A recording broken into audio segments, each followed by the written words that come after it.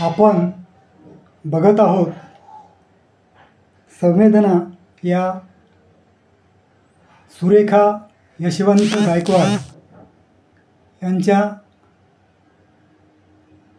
कथासंग्रहाचं अभिवाचन। आजची कथा आहे आईची वेदना। समोरच्या इमारतीमध्ये सीमाताई मुलाच्या फोटोसमोर बसून रडत होत्या।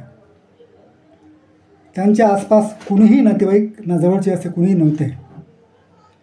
सीमाताई आमच्या इमारतीमधील एक हसतमुख व्यक्तिमत्व, सुखात दुःखात अडचणींना प्रामाणिकपणे मदत करायच्या व प्रत्येकाच्या मदतीला धावून जायच्या। सीमाताईला 2 मुले, सागर व सरिता। पतीचे लहान मुले असताना निधन झाले तेव्हापासून सीमाताईंनी खंबीरपणे सर्व जबाबदारी पार पाडली। सरिताचे लग्न झाले आणि ती तिच्या संसारात सुखी होते। सागर अतिशय हुशार असल्यामुळे त्याने IITमधून इंजिनिअरिंग घेऊन तो उच्च शिक्षणासाठी ME करिता त्याने नुकतीच अमेरिका विद्यापीठात ॲडमिशन घेतली होती।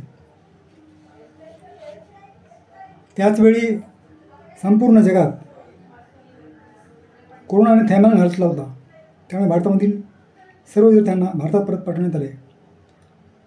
सागरने भारतात परत येत आहे असे सीमाताईला कळवले होते, पण परतल्यानंतर त्याला 14 दिवस क्वारंटाईनमध्ये ठेवण्यात आले। 14 दिवसानंतर तो लवकर आईला भेटण्याकरता घरी येणार होता, मात्र याच दरम्यान सागरचा रिपोर्ट कोरोना पॉझिटिव्ह आला। सागरने आपला रिपोर्ट पॉझिटिव्ह आला असे सीमाताईला सांगितले नव्हते, कारण त्याला वाटले की आपण लवकरच बरे होऊ, परत घरी जाऊ। मात्र डॉक्टरांचे सर्व प्रयत्न निष्फळ ठरले आणि सागर सीमाताईला सोडून गेला। सीमाताईला अश्रू आवरता येत नव्हते, त्यांचे सांत्वन करण्याकरता त्यांच्याजवळ कुणी नव्हते। सर्वांच्या सुखदुःखात मदतीला धावून येणाऱ्या सीमाताई एकाकी एकट्याच पडल्या होत्या। सरिताताईला सुद्धा गाड्या बंद असल्यामुळे जाता आले नाही। कोरोनामुळे इतकी भयावह परिस्थिती निर्माण झाली होती की कोणीही त्यांचे अश्रू पुसायला सांत्वन करण्याकरता त्यांच्याकडे कोणीही गेले नाही। सीमाताईच्या अनुपस्थित सागरच्या मित्राने त्याचा अंत्यविधी पार पाडला, कारण त्याला इकडे आणताच आले नाही। सीमाताई पुढे बघून अश्रूने रडत होत्या आणि म्हणत होत्या, बाळा, ज्या हाताने तुझे सर्व केले, आज त्याच हाताने तुझी शेवटची आंघोळही करू शकली नाही।